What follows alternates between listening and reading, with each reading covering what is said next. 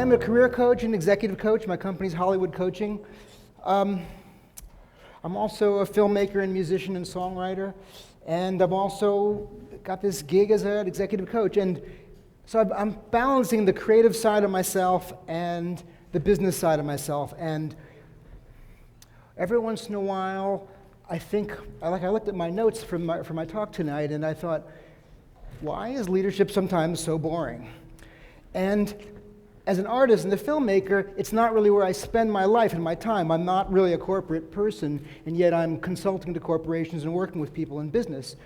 I was forgetting temporarily why it excites me and why I'm passionate about leadership. And I think it's because I've worked with so many companies as a filmmaker, as a musician, that were so dysfunctional.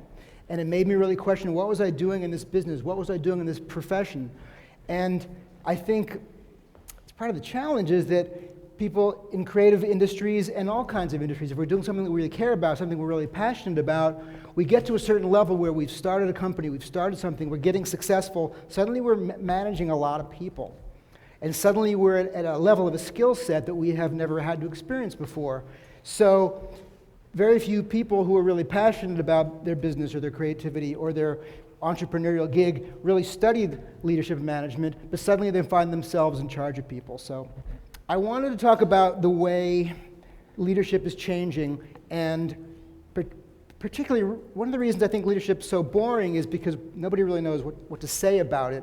So I'm going to talk about this sentence from Marshall briefly and then talk about my own definitions. So Marshall sort of signifies this. The leader of the past was someone who knew how to tell, and the leader of the future will be someone who knows how to ask. So this reflects a shift and a transition from what I call the military mode of leadership, where essentially the boss tells something to the next level of people, who tells the next level of people, who tells the next level of people. There's no collaboration. It's just a military hierarchical model. It works well in some situations, like the military. It doesn't work well in collaborative business, and especially in sort of how business is being worked today. So what Marshall's pointing to here, the leader of the future will be the person who knows how to ask. That kind of underneath that is that it's the person who can help lead by questions, lead by asking powerful questions, and get people contributing and get people thinking, as we were talking before.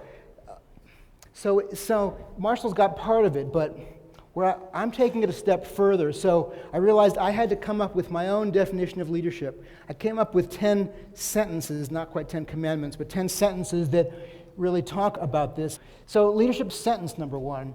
Leadership is the art of facilitating collaborative creation towards a powerful goal. The key word here is the facilitating part. It's not just about telling people what to do. It's about getting the best out of people, and it's a whole different process. So it's facilitating creative collaboration, but it's not just command and control. Sentence number 2, leadership growth involves an ongoing process of developing the skills and awareness for inspiring, nurturing, and managing collaborative work in progress. So again, leadership is towards a mindset in the leader. Becoming aware of our need to develop people, to develop ourselves, to develop our team. And again, it's not just having a plan and telling people what to do. It is a process of finding out what needs to be happening, finding out what your team is best at, seeing the needs change and shift as we're in progress on it. So what we've extrapolated out of these sentences is that there are 3 leadership actions. So the leader is responsible first for articulating a vision of change. So the leader has to get clear on what they want to create, whether it's business, creativity, politics, family, whatever it is you're creating.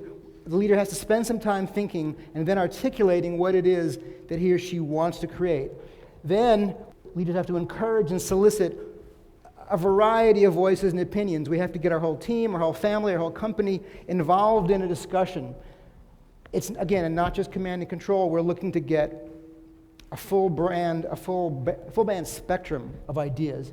Also, the key differences here is leaders have to be willing to be transformed in the process. So the leader will be, it's not about saying, I've learned everything I need to know, now I'm going to do my thing and tell you what to do. It's a good leader will step into the fire, in a sense, and be willing to be changed in the course of hearing people's feedback, in the course of hearing people's questions, concerns, support, the leader will change, the team will change, the project will likely change over time. So the leader the modern leader has to be able to have a vision, have it get really messy, and then still step into that and say, okay, I think I see what we've got here, let's keep moving, let's keep moving. The other challenge is not to be paralyzed by hearing too many voices. We're still in charge, we've still been either elected or selected or hiring people, paying people, so we're still the boss, but we still need to get opinions and then be able to move forward. I guess the other thing I was going to talk about actually was how can you be a leader at any level? And the answer is questions. At any level of an organization or a group, anybody can be asking questions. And it's a skill we talk about in coaching called powerful questions and open-ended questions. So we want to ask questions that will help thinking, expand thinking. So it would tend to be a question like, well, what are we really getting at here? What are we really after here? What's it going to look like when we create this thing? Or what might be the obstacles? Or what might be the things that are needed? So you don't have to be the boss to be doing that. And I think if you, at any level of the organization or a group, have a sense of what you want to see created, you can be asking questions that help people see it that way, that help people understand what's going to be required of that. And so you don't have to just be keeping quiet, and it assists a good leader who's open to new ideas and new suggestions.